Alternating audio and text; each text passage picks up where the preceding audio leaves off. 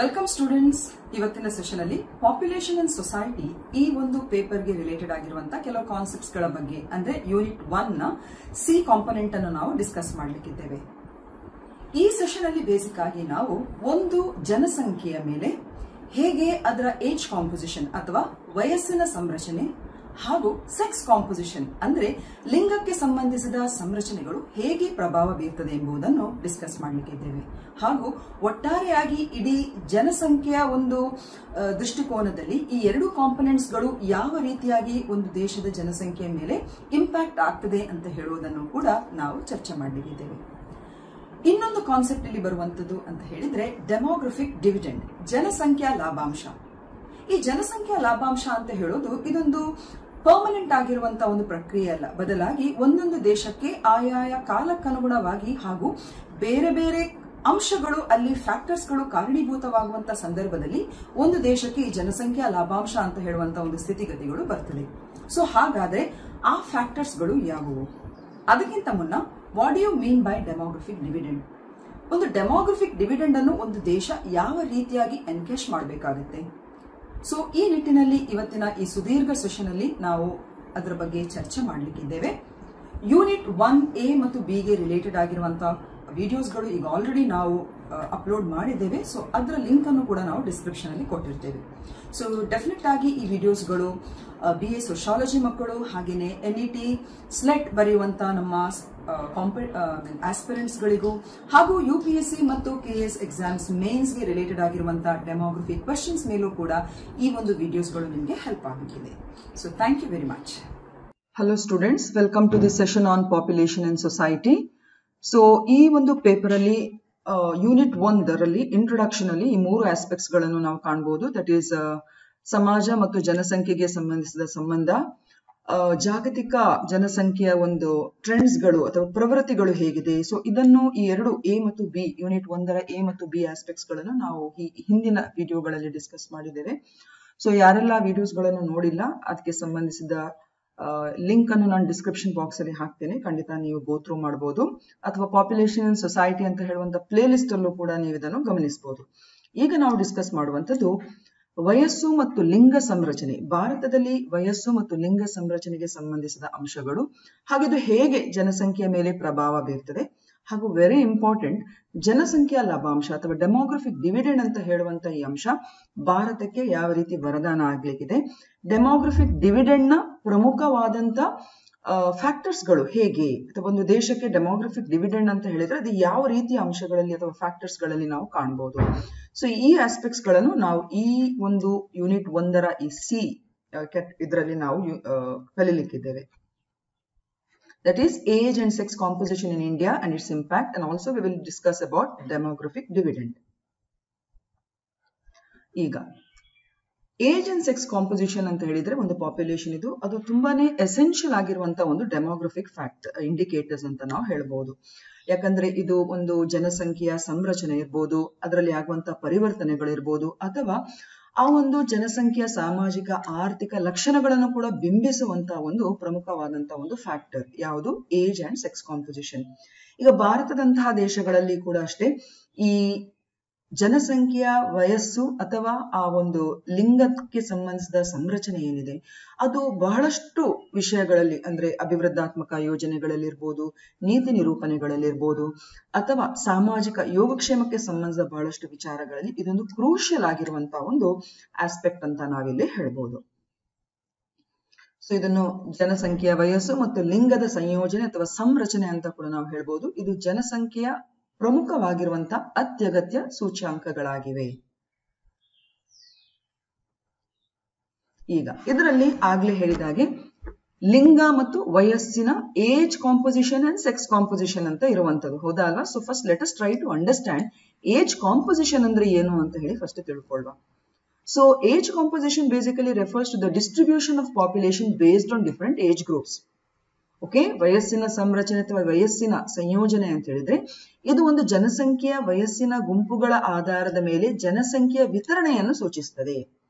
ಮಕ್ಕಳಿಷ್ಟು, ಯುವ ಜನಸಂಖ್ಯೆ ಎಷ್ಟು, ವೃದ್ಧರಿಷ್ಟು. ಸೊ ಈ ರೀತಿ ಒಂದು ವಯಸ್ಸಿನ ಆಧಾರದಲ್ಲಿ ಒಂದು ಜನಸಂಖ್ಯೆಯನ್ನು ವಿತರಿಸುವಂತಹ ಪ್ರಕ್ರಿಯೆನೇ ನಾವು ಏಜ್ ಕಾಂಪೋಸಿಷನ್ ಅಂತ ನಾವು ಹೇಳುವಂಥದ್ದು.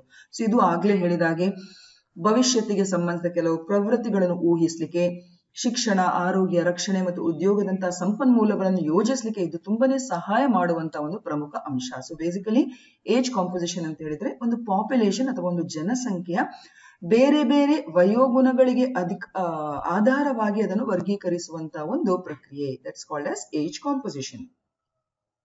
ಈಗ ಸೆಕ್ಸ್ ಕಾಂಪೋಸಿಷನ್.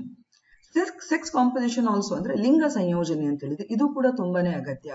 ಒಂದು ನಿರ್ದಿಷ್ಟ ಸಮಯದಲ್ಲಿ ಒಂದು ನಿರ್ದಿಷ್ಟ ಜನಸಂಖ್ಯೆಯಲ್ಲಿ ಪುರುಷರು ಮತ್ತು ಮಹಿಳೆಯರ ಅನುಪಾತ ಎಷ್ಟಿದೆ. ಸೊ ಇದು ಒಂದು ಜನಸಂಖ್ಯೆಯ ಲಿಂಗ ಸಂರಚನೆಯನ್ನು ಅರ್ಥ ಮಾಡ್ಕೊಳ್ಳಿಕ್ಕೆ ತುಂಬಾನೇ ಸಹಾಯ ಆಗುತ್ತೆ.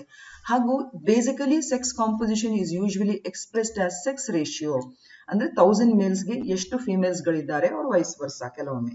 Is it clear? ಸೊ ಲಿಂಗ ಸಂರಚನೆಯನ್ನು ಅರ್ಥ ಮಾಡ್ಕೊಳ್ಳಿಕ್ಕೆ ನಮ್ಗೆ ಲಿಂಗ ಅನುಪಾತ ಅದರ ಮೂಲಕ ನಾವು ಅದನ್ನು ವ್ಯಕ್ತಪಡಿಸ್ತೇವೆ. ಅಂದ್ರೆ ಪ್ರತಿ 1000 ಪುರುಷರಿಗೆ ಒಂದು ಜನಸಂಖ್ಯೆಯಲ್ಲಿ ಆ ಒಂದು ಕೊಟ್ಟಂತ ಸಮಯದಲ್ಲಿ ಎಷ್ಟು ಮಹಿಳೆಯರ ಸಂಖ್ಯೆ ಅದಕ್ಕೆ ಪ್ರತಿಯಾಗಿ ಇದೆ ಅಂತ ಹೇಳುವಂಥದ್ದು. So basically this is nothing but sex composition. So ಎರಡೂ ಕೂಡ ಒಂದು ಜನಸಂಖ್ಯೆಯ ಬೇರೆ ಬೇರೆ ಆಯಾಮಗಳನ್ನು ನಿರ್ಧಾರ ಮಾಡ್ಲಿಕ್ಕಿರುವಂತಹ ಪ್ರಮುಖ ಅಂಶಗಳಾಗಿವೆ. ಈಗ ನಮಗೆ ಲೇಟೆಸ್ಟ್ ಆಗಿರುವಂತಹ ಸೆನ್ಸಸ್ ಇನ್ನೂ ಬರಬೇಕಷ್ಟೇ. ಸೊ ಹಾಗಾಗಿ ನಾವು 2011 ಸೆನ್ಸಸ್ ನ age and sex composition of ಇಂಡಿಯಾದ ಒಂದು ಸ್ಟಾಟಿಸ್ಟಿಕ್ಸ್ ಅನ್ನು ಗಮನಿಸುವ. ಸೊ ನಮ್ಮ ದೇಶದ ಒಂದು ಟೋಟಲ್ ಪಾಪ್ಯುಲೇಷನ್ ಅನ್ನು ನೀವು ನೋಡಿದ್ರೆ 2011 ಸೆನ್ಸಸ್ ಪ್ರಕಾರ ಅದು 1.2 ಬಿಲಿಯನ್, ಇದು ಅಧಿಕೃತವಾಗಿರುವಂತಹ ಮಾಹಿತಿ. ಆದ್ರೆ ಈಗ ನಿಮ್ಗೆ ಗೊತ್ತಿರುವ ಹಾಗೆ ಇನ್ನೂ ಜಾಸ್ತಿ ಆಗಿದೆ ಅದು. ಹಾಗೆ ಇಲ್ಲಿ ನೀವು ಗಮನಿಸಿದ್ರೆ 62.37 ಕ್ರೋರ್ಸ್ ಪುರುಷರಿದ್ರೆ 58.65 ಕ್ರೋರ್ಸ್ ಮಹಿಳೆಯರಿದ್ದಾರೆ. ಸೊ ಹಾಗಾಗಿ ನಮ್ಮ ಲಿಂಗಾನುಪಾತ ಅಂತ ಹೇಳಿದ್ರೆ 2011 ಸೆನ್ಸಸ್ ಪ್ರಕಾರ 940 females per 1000 males.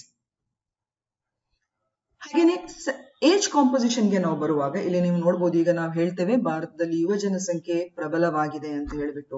So age ಕಾಂಪೋಸಿಷನ್ಗೆ ಸಂಬಂಧಿಸಿದ ಒಂದು ವರ್ಗೀಕರಣ ಇಲ್ಲಿದೆ. ಅಂದ್ರೆ ಮಕ್ಕಳು 0.14 ಇಯರ್ಸ್ ಅಂತ ಹೇಳುವಂತವರ ಪರ್ಸೆಂಟೇಜ್ 30.76% ಇದೆ. ಹಾಗೆ ವರ್ಕಿಂಗ್ ಏಜ್ ಗ್ರೂಪ್ ಅಂತ ಹೇಳುವಾಗ 60.3% ಇದೆ. ಹಾಗೂ 60+ ಎಲ್ಡರ್ಲಿ ಅಂತ ಹೇಳುವಾಗ ಇವರ ಪಾಪ್ಯುಲೇಷನ್ 8.6% ಇದೆ. ಇದು 2011 ಸೆನ್ಸಸ್ ನ ಪ್ರಕಾರ. ಸೊ ಮೀಡಿಯನ್ ಏಜ್ ಗ್ರೂಪ್ ಅಂತ ಹೇಳಿದ್ರೆ ಅದು 24 ಇಯರ್ಸ್. ಸೊ ನಮ್ದು ಯಂಗ್ ಪಾಪ್ಯುಲೇಷನ್ ನ ಕ್ಯಾಟಗರಿಯಲ್ಲಿ ಬರ್ತದೆ.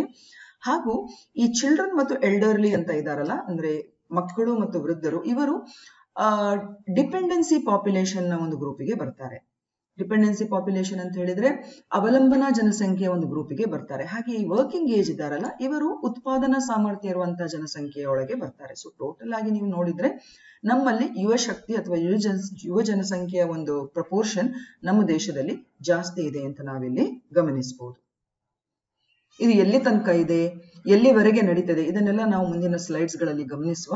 So this is the basic sex composition of India. ಇದನ್ನು ಕೂಡ ನಿಮ್ಮ ಉತ್ತರಗಳಲ್ಲಿ ನೀವು ಸೇರ್ಪಡೆ ಮಾಡಬಹುದು.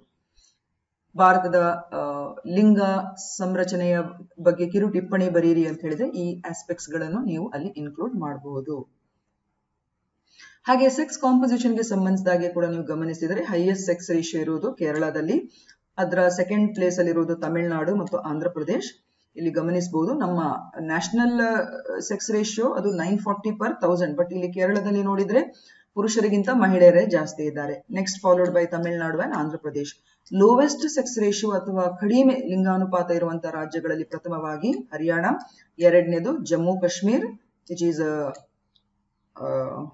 ಯೂನಿಯನ್ ಟೆರಿಟರಿ, ಮತ್ತು ಇನ್ನೊಂದು ಪಂಜಾಬ್ ದಟ್ ಈಸ್ 895. ಒಂದು ಸೆಕೆಂಡ್.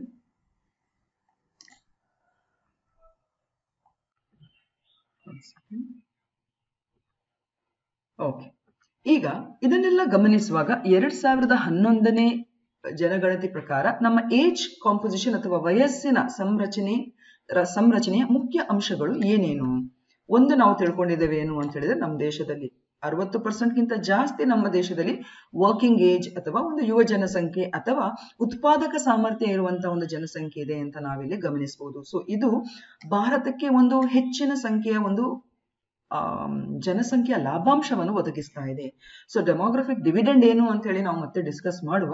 ಸೊ ಇದು ಒಂದು ಕೀ ಒಂದು ಅಬ್ಸರ್ವೇಷನ್. ಇನ್ನೊಂದು ಚೈಲ್ಡ್ ಸೆಕ್ಸ್ ರೇಷಿಯೋ, ಮಕ್ಕಳಲ್ಲಿ ಕಂಡುಬರುವಂತ ಈ ಒಂದು ಲಿಂಗಾನುಪಾತದ ರೇಷಿಯೋ ಇದೆಯಲ್ಲ ಅದು ಕಡಿಮೆ ಆಗ್ತಾ ಇದೆ. So 919 females per 1000 males. So ಇಲ್ಲಿ ಗಮನಿಸಬೇಕು, ಇದು ಏನು ಸೂಚಿಸ್ತದೆ ನೋಡಿ, ನಮ್ಮ ದೇಶದ ಒಂದು ಸೆಕ್ಸ್ ರೇಷಿಯೋ ಗಮನಿಸಿದ್ರೆ ಅದು 1000 ಮೇಲ್ಸ್ಗೆ 940 ಅಕಾರ್ಡಿಂಗ್ ಟು ದ 2011 ಸೆನ್ಸಸ್. ಆದ್ರೆ ಮಕ್ಕಳಲ್ಲಿ ಕಂಡು ಬರುವಂತ ಚೈಲ್ಡ್ ಸೆಕ್ಸ್ ರೇಷಿಯೋ ನೋಡಿದ್ರೆ ಇದು 919, ಅಂದ್ರೆ ಇದು ಜೆಂಡರ್ ಇಂಬ್ಯಾಲೆನ್ಸ್ ಅನ್ನು ಸಂಕೇತಿಸ್ತದೆ. ಹಾಗೆ ಏಜಿಂಗ್ ಪಾಪ್ಯುಲೇಷನ್ ಕೂಡ ಗ್ರೋತ್ ಆಗ್ತಾ ಇದೆ. 60+ ಪಾಪ್ಯುಲೇಷನ್ ನ ಗ್ರೋತ್ ಇನ್ಕ್ರೀಸ್ ಆಗ್ತಾ ಇದೆ, ಯಾಕಂದ್ರೆ ಬೇರೆ ಬೇರೆ ರೀತಿಯ ಆರೋಗ್ಯ ಸವಲತ್ತುಗಳು ಇತ್ಯಾದಿಗಳಿಂದಾಗಿ ಮತ್ತು ಲೈಫ್ ಎಕ್ಸ್ಪೆಕ್ಟೆನ್ಸಿ ಕೂಡ ಜಾಸ್ತಿ ಆಗುವ ಕಾರಣ ಏಜಿಂಗ್ ಪಾಪ್ಯುಲೇಷನ್ ಕೂಡ ಒಂದ್ ಕಡೆ ಅದು ಹೆಚ್ಚುತ್ತಾ ಇದೆ, ಗ್ರಾಜುವಲಿ ಮೆಲ್ಲನೆ ಇನ್ಕ್ರೀಸ್ ಆಗ್ತಾ ಇದೆ. ಇನ್ನೊಂದು ಅರ್ಬನೈಸೇಷನ್, ಅರ್ಬನ್ ಪಾಪ್ಯುಲೇಷನ್ ಕೂಡ ಅಷ್ಟೇ, ಅಂದ್ರೆ ನಗರಗಳಲ್ಲಿ ವಾಸಿಸುವಂತ ಜನಸಂಖ್ಯೆಯ ಅಂಶ ಜಾಸ್ತಿ ಆಗಿದೆ. ಸೊ ಇದು ಹೆಚ್ಚಾಗಿ ವಲಸೆಯ ಒಂದು ಅಂಶವನ್ನು ಕೂಡ ತೋರ್ಪಡಿಸ್ತದೆ. ಸೊ ಇದಿಷ್ಟು ಒಂದು ಬೇಸಿಕ್ ಆಗಿರುವಂತ ಜಿಸ್ಟ್, ಅಂದ್ರೆ 2011 ಸೆನ್ಸಸ್ ಪ್ರಕಾರ ಇರುವಂತಹ ಒಂದು ಕೀ ಅಬ್ಸರ್ವೇಷನ್ಸ್. ಅದರಲ್ಲೂ ಕೂಡ ಏಜ್ ಕಾಂಪೋಸಿಷನ್ಗೆ ರೆಫರ್ ಆಗುವಂತ ಒಂದು ಆಸ್ಪೆಕ್ಟ್ಸ್ಗಳು.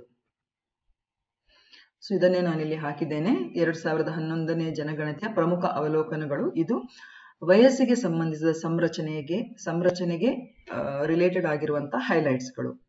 ನಗರೀಕರಣ, ವೃದ್ಧಾಪ್ಯದ ಜನಸಂಖ್ಯೆ ಹೆಚ್ಚುತ್ತಾ ಇದೆ, ಮಕ್ಕಳಲ್ಲಿ ಲಿಂಗಾನುಪಾತ ಕಡಿಮೆ ಆಗ್ತಾ ಇದೆ, ಅಂದ್ರೆ ಇಳಿಕೆ ಕಾಣ್ತಾ ಇದೆ, ಹಾಗೂ ಕೆಲಸ ಮಾಡುವಂತಹ ವಯಸ್ಸಿನ ಗುಂಪಿನವರು ಅಥವಾ ಉತ್ಪಾದಕ ಸಾಮರ್ಥ್ಯ ಇರುವಂತಹ ವಯಸ್ಸಿನ ಗುಂಪಿನವರು ಹೆಚ್ಚಿದ್ದಾರೆ ನಮ್ಮ ದೇಶದಲ್ಲಿ, ಅಂದ್ರೆ 60% ಗಿಂತ ಜಾಸ್ತಿ ಅಂತಾನೆ ಹೇಳ್ಬೋದು. ಸೊ ಇದು ಭಾರತವನ್ನು ಜನಸಂಖ್ಯಾ ಲಾಭಾಂಶದ ಅಂಶವನ್ನು ಇದು ಅಂದ್ರೆ ಭಾರತಕ್ಕೆ ಜನಸಂಖ್ಯಾ ಲಾಭಾಂಶದ ಒಂದು ಬೆನಿಫಿಟ್ ಅನ್ನೋದು ಕೊಡ್ತಾ ಇದೆ.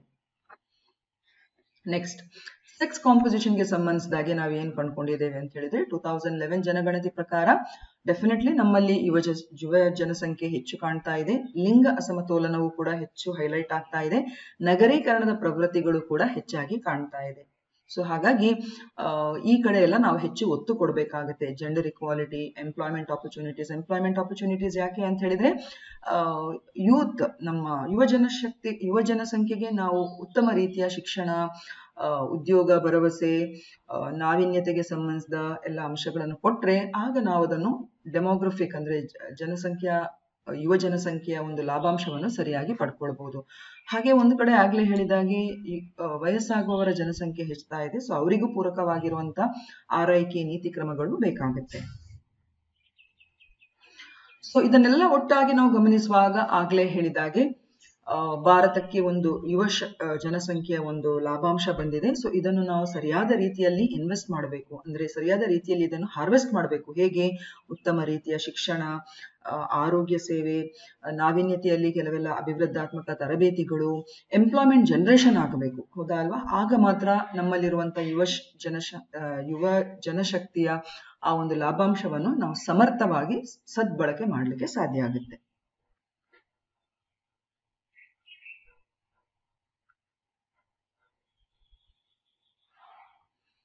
ಓಕೆ, ನೆಕ್ಸ್ಟ್ ಬರುವಂತದ್ದು age and sex composition in India. So ಭಾರತದಲ್ಲಿ ಒಟ್ಟಾಗಿ ಈ ಒಂದು ವಯಸ್ಸು ಮತ್ತು ಲಿಂಗಾನುಪಾತಕ್ಕೆ ಅಥವಾ ಲಿಂಗದ ಸಂರಚನೆಗೆ ಸಂಬಂಧಿಸಿದಾಗೆ ಕಂಡುಬರುವಂತ ಪ್ರಮುಖ ಅಂಶಗಳು ಯಾವುವು? We are discussing about that now. ಅದರಲ್ಲಿ ಪ್ರಮುಖವಾಗಿ ಕಂಡುಬರುವಂತದ್ದು ಯಾವುದು ಅಂತ ಹೇಳಿದ್ರೆ ಏಜಿಂಗ್ ಪಾಪ್ಯುಲೇಷನ್. ಆಗ್ಲೇ ಹೇಳಿದ್ದೇನೆ, ಭಾರತ ಈ ಒಂದು ಯುವ ಜನಸಂಖ್ಯೆಯ ಒಂದು ಅಂಶವನ್ನು ಹೆಚ್ಚಾಗಿ ಹೊಂದಿದ್ರೂ ಕೂಡ ಈ ವಯಸ್ಸಾಗುವ ಜನಸಂಖ್ಯೆ ಕೂಡ ಕ್ರಮೇಣವಾಗಿ ಹೆಚ್ಚುತ್ತಾ ಇದೆ. ಇದಕ್ಕೆ ಕಾರಣ ಏನು ಅಂತ ಹೇಳಿದ್ರೆ ಜೀವಿತಾವಧಿ ನಮ್ಮಲ್ಲಿ ಜಾಸ್ತಿ ಆಗ್ತಾ ಇದೆ, ಹಾಗೂ ಫರ್ಟಿಲಿಟಿ ರೇಟ್ ಇದೆಯಲ್ಲ, ಅಂದ್ರೆ ಫಲವತ್ತತೆಯ ಪ್ರಮಾಣ ನಮ್ಮಲ್ಲಿ ಕಡಿಮೆ ಆಗ್ತಾ ಇದೆ. ಸೊ ಇದರಿಂದ ಏನಾಗ್ತಾ ಇದೆ, ಪ್ರಪೋರ್ಷನ್ ಆಫ್ ಎಲ್ಡರ್ಲಿ ಇಂಡಿವಿಜುವಲ್ಸ್ ಅಂದ್ರೆ 60ಕ್ಕಿಂತ ಹೆಚ್ಚಿನ ವಯೋಮಾನದವರ ಒಂದು ಸಂಖ್ಯೆ ಹೆಚ್ಚಾಗ್ತಾ ಇದೆ. ಸೊ ಇದು ಏನನ್ನು ಸೂಚಿಸ್ತದೆ ಭಾರತಕ್ಕೆ ಅಂತ ಹೇಳಿದ್ರೆ, ನಮ್ಮಲ್ಲಿ ಆರೋಗ್ಯ ಸೇವೆಗೆ ಸಂಬಂಧಿಸಿದಾಗೆ ಪೆನ್ಷನ್ ಸಿಸ್ಟಮ್ ಅಥವಾ ಪಿಂಚಣಿ ಯೋಜನೆಗಳಿಗಿರ್ಬೋದು, ಸಾಮಾಜಿಕ ಭದ್ರತೆ ಇರ್ಬೋದು, ಎಲ್ಡರ್ಲಿ ಕೇರ್ ಅಥವಾ ಪ್ಯಾಲಿಟಿವ್ ಕೇರಿಗೆ ರಿಲೇಟೆಡ್ ಆಗಿರುವಂತ ಎಲ್ಲಾ ವಿಚಾರಗಳಲ್ಲಿ ನಾವು ಸನ್ನದ್ಧರಾಗಬೇಕಾಗುತ್ತೆ.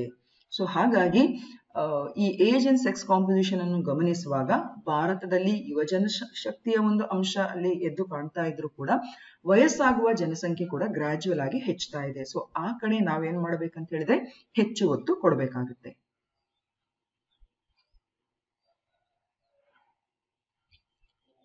ಸೊ ಭಾರತದಲ್ಲಿ ವಯಸ್ಸು ಮತ್ತು ಲಿಂಗ ಆಧಾರದ ಸಂರಚನೆಯಲ್ಲಿ ಕಂಡುಬರುವಂತ ಪ್ರಮುಖ ಅಂಶಗಳು, ಒಂದು ವೃದ್ಧರ ಜನಸಂಖ್ಯೆ ಹೆಚ್ಚುತ್ತಾ ಇರುವಂತದ್ದು. ಇದು ಕಾರಣ ಏನ್ ಹೇಳಿ ಇವರು ಹೆಚ್ಚಾಗ್ಲಿಕ್ಕೆ ಕಾರಣ ಜೀವಿತಾವಧಿಯಲ್ಲಿನ ಹೆಚ್ಚಳ, ಫಲವತ್ತಾದ ದರದಲ್ಲಿ ಇಳಿಕೆ ಹಾಗೂ ಉತ್ತಮ ರೀತಿಯ ಆರೋಗ್ಯ ಸೇವೆಗಳು, ಅದರ ಜೊತೆಯಲ್ಲಿ ಬೇರೆ ಬೇರೆ ರೀತಿಯ ಒಂದು ಆರ್ಥಿಕ ಮತ್ತು ಸಾಮಾಜಿಕ ಭದ್ರತೆಗಳು. ಸೊ ಇವೆಲ್ಲವೂ ಕೂಡ ಒಂದು ರೀತಿ ವೃದ್ಧರ ಜನಸಂಖ್ಯೆಯನ್ನು ಹೆಚ್ಚಾಗ್ಲಿಕ್ಕೆ ಇದು ಕಾರಣ ಆಗುತ್ತೆ. ಇನ್ನೊಂದು very important component age and sex composition of ಇಂಡಿಯಾವನ್ನು ಗಮನಿಸುವಾಗ ಕಂಡು ಬರುವಂತದ್ದು ಜೆಂಡರ್ ಇಂಬ್ಯಾಲೆನ್ಸ್. ಇದನ್ನು ಆಗ್ಲೂ ಕೂಡ ನಾವು ಚರ್ಚೆ ಮಾಡಿದ್ದೇವೆ. ಲಿಂಗ ತಾರತಮ್ಯತೆ ಅಲ್ಲ, ಲಿಂಗ ಸಂರಚನೆಯಲ್ಲಿ ಒಂದು ರೀತಿಯ ಇಂಬ್ಯಾಲೆನ್ಸ್ ಅನ್ನು ಕಾಣ್ತಾ ಇದ್ದೇವೆ, ಹೌದಾ ಅಲ್ವಾ? ಸೊ ಇಲ್ಲಿ ಕೂಡ ಅಷ್ಟೇ ಲಿಂಗ ಅಸಮತೋಲನ. ಸೊ ಭಾರತದಲ್ಲಿ ಗಮನಾರ್ಹವಾಗಿ ಲಿಂಗ ಅಸಮತೋಲನವನ್ನು ಎದುರಿಸ್ತಾ ಇದೆ. ಆಗ್ಲೇ ಹೇಳಿದಾಗೆ 1940 ಅಂತ ಹೇಳಿದ್ರೆ it's not a good score. ಅದರಲ್ಲೂ ಕೂಡ ಮಕ್ಕಳ ಲಿಂಗಾನುಪಾತದಲ್ಲಿ ತೀರಾ ಕಡಿಮೆ ನಮ್ಮ ಸ್ಕೋರ್ ಇದೆ. 919 ಇದೆ ಪ್ರತಿ 1000 ಪುರುಷರಿಗೆ. ಸೊ ಹಾಗಾಗಿ ಇದು ಏನನ್ನು ಸೂಚಿಸ್ತದೆ ಅಂತ ಹೇಳಿದ್ರೆ ಲಿಂಗ ಅಸಮತೋಲನದ ಅಂಶವನ್ನು ಸೂಚಿಸ್ತದೆ. ವಿಶೇಷವಾಗಿ ಗಂಡು ಮಕ್ಕಳಿಗೆ ನಮ್ಮ ದೇಶದಲ್ಲಿ ಆದ್ಯತೆ ಕೊಡುವಂಥದ್ದು, ಹೆಣ್ಣು ಭ್ರೂಣ ಹತ್ಯೆ ಇರಬಹುದು, ಶಿಶು ಹತ್ಯೆ, ಇಂತಹ ಲಿಂಗ ಆಯ್ಕೆ ಪದ್ಧತಿಗಳೊಂದಿಗೆ ಸೇರಿಕೊಂಡು ಈ ರೀತಿಯ ಲಿಂಗ ಅನುಪಾತದಲ್ಲಿ ಒಂದು ರೀತಿಯ ಅಸಮತೋಲನಕ್ಕೆ ಅದು ಕಾರಣ ಆಗಿದೆ. ಸೊ ಇದನ್ನು ಯಾವ ರೀತಿಯಾಗಿ ನಾವು ಸರಿಪಡಿಸಬಹುದು ಅಂತ ಹೇಳಿದ್ರೆ ಮಹಿಳಾ ಸಬಲೀಕರಣ, ಲಿಂಗ ಅಸಮತೋಲನಕ್ಕೆ ಸಂಬಂಧಿಸಿದಾಗೆ ಮಹಿಳೆಯರ ವಿರುದ್ಧ ಹೆಚ್ಚಿದಂತಹ ಹಿಂಸೆ ಇರಬಹುದು, ಹಾಗೆ ಈ ಒಂದು ಹೆಣ್ಣು ಭ್ರೂಣ ಹತ್ಯೆ ಇದಕ್ಕೆ ಸಂಬಂಧಿಸಿದ ನೀತಿಗಳು, ಸ್ಟ್ರಿಕ್ಟ್ ಆಗಿರುವಂತಹ ಕಾಯ್ದೆಗಳು, ಇದರಿಂದ ಏನಾಗುತ್ತೆ ಅಂತ ಹೇಳಿದ್ರೆ ಮತ್ತು ಸಾಮಾಜಿಕ ಸಾಂಸ್ಕೃತಿಕವಾದಂತಹ ಕೆಲವೆಲ್ಲ ಅವರಿಗೆ ಜಾಗೃತಿ ಕಾರ್ಯಕ್ರಮಗಳು. ಸೊ ಇವೆಲ್ಲವೂ ಕೂಡ ಎಲ್ಲೋ ಒಂದು ಕಡೆ ಲಿಂಗ ಅಸಮತೋಲನವನ್ನು ತಡೆಗಟ್ಟಲಿಕ್ಕೆ ಮುಂದಿನ ದಿನಗಳಲ್ಲಿ ಅದು ಸಾಧ್ಯ ಆಗ್ಬಹುದು. ನೆಕ್ಸ್ಟ್ ಪ್ರಮುಖವಾಗಿ ವಿಮೆನ್ಸ್ ಎಂಪವರ್ಮೆಂಟ್. ಸೊ ನಮ್ಮ ದೇಶದ ಈ ವಯಸ್ಸು ಮತ್ತು ಲಿಂಗ ಸಂರಚನೆಯನ್ನು ಗಮನಿಸುವಾಗ ಹಾಗೂ ಲಿಂಗ ಅಸಮತೋಲನದ ಅಂಶಗಳು ಕೂಡ ನಮ್ಮ ಒಂದು ಏಜ್ ಮತ್ತು ಸೆಕ್ಸ್ ಕಾಂಪೋಸಿಷನ್ ಅಲ್ಲಿ ಎದ್ದು ಕಾಣುವಾಗ ನಮ್ಗೆ ಫೋಕಸ್ ಮಾಡುವಂತ ಇನ್ನೊಂದು ಪ್ರಮುಖ ಏರಿಯಾ ಯಾವುದು ಅಂತ ಹೇಳಿದ್ರೆ ಅದು ವಿಮೆನ್ಸ್ ಎಂಪವರ್ಮೆಂಟ್, ಅಂದ್ರೆ ಮಹಿಳಾ ಸಬಲೀಕರಣ. ಸೊ ಮಹಿಳೆಯರ ಸ್ಥಾನಮಾನ ಇರ್ಬೋದು, ಅವರ ಯೋಗಕ್ಷೇಮವನ್ನು ನಾವು ಸರಿಯಾದ ರೀತಿಯಲ್ಲಿ ನಿಭಾಯಿಸಬೇಕಾಗುತ್ತೆ. ಆಗ ಮಾತ್ರ ನಾವು ಲಿಂಗ ಸಮತೋಲನವನ್ನು ಕಾಣಲಿಕ್ಕೆ ಸಾಧ್ಯ. ಹಾಗೂ ಒಳಗೊಳ್ಳುವಿಕೆ ಒಂದು ಅಭಿವೃದ್ಧಾತ್ಮಕ ಯೋಜನೆಗಳನ್ನು ಕರೆತರುವ ಮೂಲಕ ಈ ರೀತಿಯ ಲಿಂಗ ಅಸಮತೋಲನವನ್ನು ನಾವು ಕೊನೆಗೊಳಿಸಲಿಕ್ಕೆ ನಾವು ಸಾಧ್ಯ ಆಗುತ್ತೆ.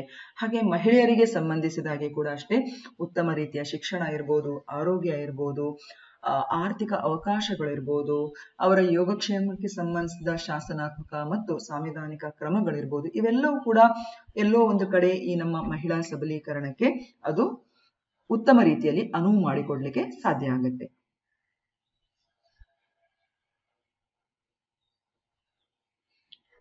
ಈಗ ನೆಕ್ಸ್ಟ್ ಬರುವಂತದ್ದು impact of age and composition in India. ಈಗ ಭಾರತದಲ್ಲಿ ನಾವು ಗಮನಿಸಿದಂತ ಈ ಒಂದು ವಯಸ್ಸು ಮತ್ತು ಲಿಂಗ ಸಂರಚನೆಯ ಆಧಾರದಲ್ಲಿ ಭಾರತದ ಮೇಲೆ ಆಗುವಂತ ಪ್ರಭಾವಗಳು ಏನು, ವಾಟ್ ಇಸ್ ದ ಇಂಪ್ಯಾಕ್ಟ್ ಅಂದ್ರೆ ಪ್ರಭಾವ ಏನು. ಓಕೆ, ನಾವು ಸರಿಯಾದ ರೀತಿಯಲ್ಲಿ ಬಳಸ್ಕೊಂಡ್ರೆ ಈ ನಮ್ಮ ವಯಸ್ಸು ಮತ್ತು ಸೆಕ್ಸ್ ಕಾಂಪೋಸಿಷನ್ ನ ಆಧಾರದಲ್ಲಿ ಯಾವ ರೀತಿಯ ಪ್ರಭಾವವನ್ನು ನಾವು ಭಾರತದ ಮೇಲೆ ಕಾಣಬಹುದು. ಫಸ್ಟ್ ಅಂಡ್ ಫಾರ್ಮೋಸ್ಟ್ ಆರ್ಥಿಕ ಬೆಳವಣಿಗೆ. ಸೊ ನಮ್ಮಲ್ಲಿರುವಂತ ಯುವ ಶಕ್ತಿ ಇರ್ಬೋದು, ಅಥವಾ ನಮಗೆ ಸಿಕ್ಕಿರುವಂತ ಈ ಜನಸಂಖ್ಯಾ ಲಾಭಾಂಶ ಇರ್ಬೋದು, ಇದನ್ನು ಸರಿಯಾದ ರೀತಿಯಲ್ಲಿ ಶಿಕ್ಷಣ, ನಾವೀನ್ಯತೆ ಮತ್ತು ಕೌಶಲ್ಯಕ್ಕೆ ಸಂಬಂಧಿಸಿದ ಅಭಿವೃದ್ಧಿ ಮತ್ತು ಸರಿಯಾದ ರೀತಿಯಲ್ಲಿ ಎಂಪ್ಲಾಯ್ಮೆಂಟ್ ಆಪರ್ಚುನಿಟೀಸ್ ಅಥವಾ ಉದ್ಯೋಗ ಅವಕಾಶಗಳನ್ನು ನಾವು ಸೃಷ್ಟಿಸಿದ್ರೆ ಏನಾಗುತ್ತೆ ಅಂತ ಹೇಳಿದ್ರೆ ಡೆಫಿನೆಟ್ ಆಗಿ ಭಾರತಕ್ಕೆ ಒಂದು ಉತ್ತಮ ರೀತಿಯ ಆರ್ಥಿಕ ಬೆಳವಣಿಗೆಯನ್ನು ಆ ದಿನಗಳಲ್ಲಿ ಕಾಣಲಿಕ್ಕೆ ಸಾಧ್ಯ ಆಗುತ್ತೆ. ಹಾಗೇನೆ ಏಜಿಂಗ್ ಪಾಪ್ಯುಲೇಷನ್ ಇದೆ ನಮ್ಮಲ್ಲಿ, ವಯಸ್ಸಾಗುವಂತ ಒಂದು ಜನಸಂಖ್ಯೆ ಕೂಡ ಗ್ರಾಜುವಲಿ ಹೆಚ್ಚುತ್ತಾ ಇದೆ. ಸೊ ಇವರಿಗೂ ಕೂಡ ಅಷ್ಟೇ ಸೋಷಿಯಲ್ ಸೆಕ್ಯೂರಿಟಿ ಸಿಸ್ಟಮ್ ಇರ್ಬೋದು, ಹೆಲ್ತ್ ಸರ್ವಿಸಸ್ ಇರ್ಬೋದು, ಇದನ್ನೆಲ್ಲ ಸರಿಯಾದ ರೀತಿಯಲ್ಲಿ ನಾವು ಹೊಂದಿಸುವಂತ ಅಗತ್ಯ ಇಲ್ಲಿ ಎದ್ದು ಕಾಣ್ತಾ ಇದೆ. ಸೊ ಆರ್ಥಿಕ ಬೆಳವಣಿಗೆಯನ್ನು ಕಾಣಬೇಕು ಅಂತ ಹೇಳಿದ್ರೆ ಈ ರೀತಿಯ ಅವಕಾಶಗಳನ್ನು ನಾವು ಸರಿಯಾದ ರೀತಿಯಲ್ಲಿ ಒಂದು ಯುವ ಜನಸಂಖ್ಯೆಗೆ ಪೂರೈಕೆ ಮಾಡಬೇಕು. ಹಾಗೇನೆ ಸಾಮಾಜಿಕ ಭದ್ರತಾ ವ್ಯವಸ್ಥೆಗಳನ್ನು ಕೂಡ ಸರಿಯಾದ ರೀತಿಯಲ್ಲಿ ನಾವು ಕೊಡಬೇಕಾಗುತ್ತೆ. Next, impact of age and sex composition ಎಲ್ಲಿ ಅಂತ ಹೇಳಿದ್ರೆ health care and social services, ಆರೋಗ್ಯ ಮತ್ತು ಸಾಮಾಜಿಕ ಸೇವೆಗಳಲ್ಲಿ ಕಂಡುಬರುವಂತದ್ದು. ಆಗ್ಲೇ ಹೇಳಿದಾಗೆ ನಮ್ಮಲ್ಲಿ ಮಕ್ಕಳಲ್ಲಿ ಲಿಂಗಾನುಪಾತ ತುಂಬಾ ಕಡಿಮೆ ಕಾಣ್ತಾ ಇದೆ, ಹೌದಾ ಅಲ್ವಾ? ಹಾಗೂ ಮಹಿಳಾ ಸಬಲೀಕರಣದ ಅಂಶ ಕೂಡ ಹೆಚ್ಚು ಒತ್ತು ಕಾಣ್ತಾ ಇದೆ ನಮ್ಮ ಏಜ್ ಮತ್ತು ಸೆಕ್ಸ್ ಕಾಂಪೋಸಿಷನ್ ಅನ್ನು ನಾವು ಗಮನಿಸುವಾಗ. ಸೊ ಹಾಗಾಗಿ ನಾವು ಭಾರತದಲ್ಲಿ ಈ ಕ್ಷೇತ್ರಗಳಲ್ಲಿ ಹೆಚ್ಚಿನ ಇನ್ವೆಸ್ಟ್ಮೆಂಟ್ ಅನ್ನು ಮಾಡಬೇಕಾಗುತ್ತೆ. ತಾಯಂದಿರ ಆರೋಗ್ಯ, ಈಗಿನ ನಾವು ಪ್ರಸಕ್ತ ಹೆಚ್ಚಿನ ನಮ್ಮ ರಾಜ್ಯ ಸರ್ಕಾರಗಳದ್ದು ಮತ್ತು ಕೇಂದ್ರ ಸರ್ಕಾರದ ಹೆಚ್ಚಿನ ಯೋಜನೆಗಳನ್ನು ನೀವು ಗಮನಿಸಿದ್ರೆ ಈ ಎಲ್ಲ ಕ್ಷೇತ್ರಗಳಲ್ಲಿ ಅವರು ಕೊಡುವಂತಹ ಸೇವೆಗಳನ್ನು ನಾವು ಕಾಣಬಹುದು. ಯೋಜನೆಗಳೆಲ್ಲ ಈ ಕ್ಷೇತ್ರದಲ್ಲೇ ಹೈಲೈಟ್ ಆಗ್ತಾ ಇವೆ, ಹೌದಾ ಅಲ್ವಾ? ಸೊ ಹಾಗಾಗಿ ಮೆಟರ್ನಲ್ ಮತ್ತು ಚೈಲ್ಡ್ ಹೆಲ್ತ್ ಇರ್ಬೋದು, ರೀಪ್ರೊಡಕ್ಟಿವ್ ಹೆಲ್ತ್ ಕೇರ್ ಇರ್ಬೋದು, ಲಸಿಕೆ ಕಾರ್ಯಕ್ರಮಗಳಿರ್ಬೋದು, ಪೋಷಣೆಯುಕ್ತ ಯೋಜನೆಗಳಿರ್ಬೋದು, ಆ ಅನಾರೋಗ್ಯಗಳನ್ನು ಅಥವಾ ರೋಗಗಳನ್ನು ತಡೆಗಟ್ಟುವಂತ ಕೆಲವು ಕ್ರಮಗಳಿರ್ಬೋದು. ಸೊ ಈ ಎಲ್ಲ ವಲ್ನರಬಲ್ ಗ್ರೂಪ್ ಇದೆಯಲ್ಲ, ಫಾರ್ ಎಕ್ಸಾಂಪಲ್ ಮಕ್ಕಳು, ತಾಯಂದಿರು ಮತ್ತು ವಯಸ್ಸಾಗಿರುವಂತ ಈ ಗ್ರೂಪ್ನ ಮೇಲೆ ನಾವು ಹೆಚ್ಚು ಒತ್ತು ಕೊಡುವಂತ ಒಂದು ಫೋಕಸ್ ಅನ್ನು ನಾವು ಮಾಡಬೇಕಾಗುತ್ತೆ. ಸೊ ಆರೋಗ್ಯ ರಕ್ಷಣೆ ಮತ್ತು ಸಾಮಾಜಿಕ ಸೇವೆಗಳ ಮೇಲೆ ಕೂಡ ಅದು ನಮ್ಮ ಭಾರತದ ವಯಸ್ಸು ಮತ್ತು ಲಿಂಗ ಸಂಯೋಜನೆಯು ಪ್ರಭಾವವನ್ನು ಬೀರುವಂಥದ್ದು. ಇದರ ಅರ್ಥ ಆ ಕ್ಷೇತ್ರಗಳಲ್ಲಿ ನಾವು ಹೆಚ್ಚಿನ ಯೋಜನೆಗಳನ್ನು ಮತ್ತು ಕಾರ್ಯಕ್ರಮಗಳನ್ನು ಹಮ್ಮಿಕೊಳ್ಬೇಕಾಗುವಂಥದ್ದು. Next, impact of age and sex composition in India. ಇದರ ಪ್ರಭಾವದಲ್ಲಿ ಎಜುಕೇಶನ್ ಅಂಡ್ ಎಂಪ್ಲಾಯ್ಮೆಂಟ್, ಇದನ್ನು ಪದೇ ಪದೇ ಹಿಂದಿನಿಂದ ಕೂಡ ನಾವು ಹೇಳ್ಕೊಂಡು ಬರ್ತಾ ಇದ್ದೇವೆ. ಶಿಕ್ಷಣಕ್ಕೆ ಹೆಚ್ಚು ಒತ್ತು ಕೊಡಬೇಕಾಗುತ್ತೆ. ನಮ್ಮ ಯುವ ಜನಸಂಖ್ಯೆ ಬೇರೆ ದೇಶಗಳಲ್ಲಿ ಅವಕಾಶಗಳನ್ನು ಆರಿಸುವ ಮುನ್ನ ನಮ್ಮ ದೇಶದಲ್ಲಿ ಅದಕ್ಕೆ ಪೂರಕವಾಗಿರುವಂತದ್ದು ವಿಜ್ಞಾನ ಕ್ಷೇತ್ರದಲ್ಲಿ ಇರ್ಬೋದು, ಸ್ಟೆಮ್ ಕೋರ್ಸಸ್ಗಳಿರ್ಬೋದು, ಹ್ಯುಮ್ಯಾನಿಟೀಸ್ ಅಲ್ಲಿ ಇರ್ಬೋದು ಅಥವಾ ಟೆಕ್ನಾಲಜಿಯಲ್ಲಿ ಇರ್ಬೋದು, ಎಲ್ಲಿದ್ರೂ ಕೂಡ ನಮ್ಮ ಯುವ ಶಕ್ತಿಗೆ ನಮ್ಮ ದೇಶದಲ್ಲೇ ಇದಕ್ಕೆ ವಿಪುಲವಾಗಿರುವಂತಹ ಅವಕಾಶಗಳನ್ನು ಕೊಡುವಂತಹ ಪ್ರಯತ್ನವನ್ನು ನಾವಿಲ್ಲಿ ಮಾಡಬೇಕಾಗುತ್ತೆ. So job creation is very much important. Vocational training, skill training, policies and programs also should be focused on youth so that it reduces unemployment and fosters inclusive growth.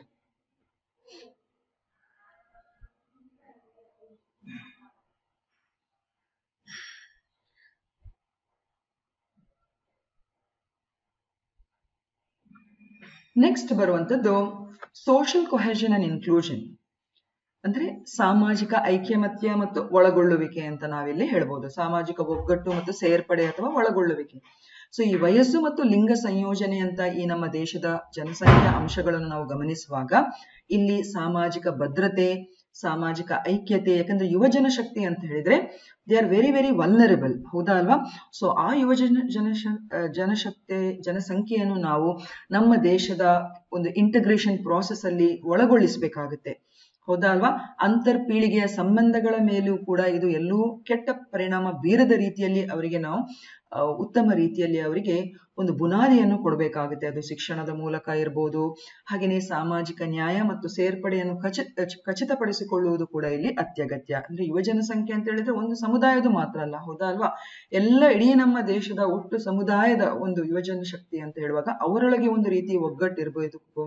ಅವರವರೊಳಗೆ ಕಚ್ಚಾಟ ಅಥವಾ ಅವರವರೊಳಗೆ ವೈಮನಸ್ಸುಗಳಿದ್ರೆ ಡೆಫಿನೆಟ್ಲಿ ನಾವು ಭಾರತವನ್ನು ಅಭಿವೃದ್ಧಾತ್ಮಕ ದಾರಿಯಲ್ಲಿ ಕಾಣಲಿಕ್ಕೆ ಸಾಧ್ಯ ಆಗುವುದಿಲ್ಲ. ಸೊ ಭಾರತದ ಈ ವಯಸ್ಸು ಮತ್ತು ಲಿಂಗ ಸಂಯೋಜನೆಯನ್ನು ನಾವು ಗಮನಿಸುವಾಗ ಸಾಮಾಜಿಕ ಒಗ್ಗಟ್ಟು ಮತ್ತು ಸೇರ್ಪಡೆಗೆ ಅಗತ್ಯ ಕ್ರಮಗಳನ್ನು ತೆಗೆದುಕೊಳ್ಳುವುದು ಕೂಡ ಇಲ್ಲಿ ಪ್ರಮುಖವಾದಂತಹ ಒಂದು ಅಂಶವಾಗಿ ಇಲ್ಲಿ ಕಂಡು ಬರ್ತದೆ. ಹಾಗೆಯೇ ದುರ್ಬಲ ಜನಸಂಖ್ಯೆ ಅಂದ್ರೆ ದುರ್ಬಲ ಯುವ ಜನಸಂಖ್ಯೆ ಅಥವಾ ಅವರ ಹಕ್ಕುಗಳನ್ನು ರಕ್ಷಿಸುವುದು, ಅವರಿಗೂ ಕೂಡ ಸಮಗ್ರ ಅಭಿವೃದ್ಧಿಯತ್ತ ಬೆಳೆಸಲಿಕ್ಕೆ, ಅವರಿಗೆ ಅಸಮಾನತೆಯನ್ನು ಕಡಿಮೆ ಮಾಡಲಿಕ್ಕೆ ಬೇಕಾದ ರೀತಿಯ ಕಾರ್ಯಕ್ರಮಗಳನ್ನು ಹಾಕುವುದು. ಸೊ ಇವೆಲ್ಲ ಪ್ರಮುಖ ಆದ್ಯತೆಗಳಾಗಿರ್ತದೆ. ಸೊ ಒಟ್ಟಾರೆಯಾಗಿ ನಾವು ನೋಡ್ಬೇಕು ಅಂತ ಹೇಳಿದ್ರೆ ಈ ವಯಸ್ಸು ಮತ್ತು ಲಿಂಗ ಸಂಯೋಜನೆಗೆ ಸಂಬಂಧಿಸಿದಾಗಿ ಭಾರತದಲ್ಲಿ ಬಹಳಷ್ಟು ಉತ್ತಮ ರೀತಿಯ ಅವಕಾಶಗಳಿದೆ. ಸೊ ಈ ಅವಕಾಶಗಳು ಆಗ್ಲೇ ನಾವು ಡಿಸ್ಕಸ್ ಮಾಡಿದಾಗೆ ಅದು ಆರೋಗ್ಯ ಕ್ಷೇತ್ರ ಇರ್ಬೋದು, ಶಿಕ್ಷಣ ಇರ್ಬೋದು, ಉದ್ಯೋಗ ಇರ್ಬೋದು, ಸಾಮಾಜಿಕ ಜಾಗೃತಿ ಮತ್ತು ಒಗ್ಗಟ್ಟಿರ್ಬೋದು. ಸೊ ಈ ಎಲ್ಲ ಕ್ಷೇತ್ರಗಳಲ್ಲೂ ಕೂಡ ಬೇಕಾದಂತ ಅವಕಾಶಗಳನ್ನು ಜನಸಂಖ್ಯೆಗೆ ಬಳಸಿಕೊಂಡು ನಾವು ಅಭಿವೃದ್ಧಿಯ ದಾಪುಗಾಲ ಹತ್ರ ಹೋಗ್ಲಿಕ್ಕೆ ಮಾತ್ರ ಸಾಧ್ಯ ಆಗುತ್ತೆ. ನೆಕ್ಸ್ಟ್ ಬರುವಂತದ್ದು ನಮ್ಮ ಈ ಟಾಪಿಕ್ ನಲ್ಲಿ ಇಂಪಾರ್ಟೆಂಟ್ ಕಾನ್ಸೆಪ್ಟ್ ಯಾವುದು ಅಂತ ಹೇಳಿದ್ರೆ demographic dividend. So demographic dividend basically refers to the economic benefit that can arise from the changes in a country's age structure, particularly when there is a large proportion of working age population. ಇದರ ಅರ್ಥ dividend ಅಂತ ಹೇಳಿದ್ರೆ ಲಾಭಾಂಶ. So ಜನಸಂಖ್ಯೆಯಿಂದ ಲಾಭಾಂಶ ಯಾವಾಗ ಒಂದು ದೇಶಕ್ಕೆ ಬರ್ತದೆ ಅಂತ ಹೇಳಿದ್ರೆ ಆ ದೇಶದ ವಯೋಮಾನಕ್ಕೆ ಸಂಬಂಧಿಸಿದ ಹಾಗೆ ಅಥವಾ ವಯಸ್ಸಿನ ಸಂರಚನೆಯನ್ನು ಗಮನಿಸುವಾಗ ಆ ದೇಶದಲ್ಲಿ ವರ್ಕಿಂಗ್ ಏಜ್ ಪಾಪ್ಯುಲೇಷನ್ ಅಂದ್ರೆ ಉತ್ಪಾದನಾ ಸಾಮರ್ಥ್ಯ ಇರುವಂತಹ ಜನಸಂಖ್ಯೆ. ಉತ್ಪಾದನಾ ಸಾಮರ್ಥ್ಯ ಅಂತ ಹೇಳಿದ್ರೆ ಅದು ಉದ್ಯೋಗದಲ್ಲಿರ್ಬೋದು, ಶಿಕ್ಷಣದಲ್ಲಿರ್ಬೋದು, ವಯಸ್ಸಿನಲ್ಲಿರ್ಬೋದು, ಸೊ ಆ ಒಂದು ಜನಸಂಖ್ಯೆ ಜಾಸ್ತಿ ಇರುವಾಗ ಒಂದು ದೇಶಕ್ಕೆ ನಾವು ಜನಸಂಖ್ಯಾ ಲಾಭಾಂಶ ಬಂದಿದೆ ಅಂತ ಹೇಳ್ಬೋದು. ಸೊ ಜನಸಂಖ್ಯಾ ಲಾಭಾಂಶದಿಂದಲೇ ಆ ದೇಶ ಅಭಿವೃದ್ಧಿ ಹೊಂದುತ್ತದೆ ಅಂತ ಹೇಳಲಿಕ್ಕೆ ಆಗುವುದಿಲ್ಲ. ಆ ಜನಸಂಖ್ಯಾ ಲಾಭಾಂಶವನ್ನು ನಾವು ಸರಿಯಾದ ರೀತಿಯಲ್ಲಿ ಎನ್ಕ್ಯಾಶ್ ಮಾಡಬೇಕು. ಎನ್ಕ್ಯಾಶ್ ಅಂತ ಹೇಳಿದ್ರೆ ಅದನ್ನು ನಗದೀಕರಿಸಬೇಕು. ಸೊ ಯಾವ ರೀತಿ ನಗದೀಕರಿಸಬೇಕು ಅಂತ ಹೇಳಿದ್ರೆ ನಾವು ಡಿಸ್ಕಸ್ ಮಾಡಿದ ಹಾಗೆ ಉದ್ಯೋಗ ಕ್ಷೇತ್ರದಲ್ಲಿ, ಶಿಕ್ಷಣ ಕ್ಷೇತ್ರದಲ್ಲಿ, ಆರೋಗ್ಯ ಕ್ಷೇತ್ರದಲ್ಲಿ, ಎಲ್ಲಾ ರೀತಿಯ ಸಾಮಾಜಿಕ ಕ್ಷೇತ್ರಗಳಲ್ಲಿ ನಾವು ಉತ್ತಮ ರೀತಿಯ ಅವಕಾಶಗಳನ್ನು ನಾವು ಕಲ್ಪಿಸಬೇಕಾಗುತ್ತೆ. ಆಗ ಮಾತ್ರ ಈ ಜನಸಂಖ್ಯಾ ಲಾಭಾಂಶವನ್ನು ಆಯಾಯ ದೇಶಗಳು ತನ್ನ ಅಭಿವೃದ್ಧಿಗೆ ಬಳಸ್ಕೊಳ್ಳಿಕ್ಕೆ ಸಾಧ್ಯ ಆಗುತ್ತೆ. So this is what we call as demographic dividend.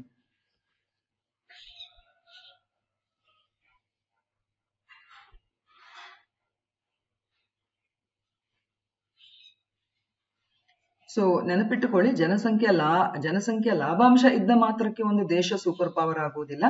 ಆ ಜನಸಂಖ್ಯಾ ಲಾಭಾಂಶವನ್ನು ನಾವು ಸರಿಯಾದ ರೀತಿಯಲ್ಲಿ ಸದ್ಬಳಕೆ ಮಾಡಬೇಕು. ಆಗ ಮಾತ್ರ ಅಂತ ಅವಕಾಶಗಳನ್ನು ಆ ಯುವ ಜನಸಂಖ್ಯೆಗೆ ಕೊಟ್ಟಾಗ ಒಂದು ದೇಶ ಆರ್ಥಿಕ ಬೆಳವಣಿಗೆ ಮತ್ತು ಅಭಿವೃದ್ಧಿಗೆ ವಿಪುಲವಾದಂತಹ ಅವಕಾಶವನ್ನು ಅಲ್ಲಿ ಕಾಣಲಿಕ್ಕೆ ಸಾಧ್ಯ.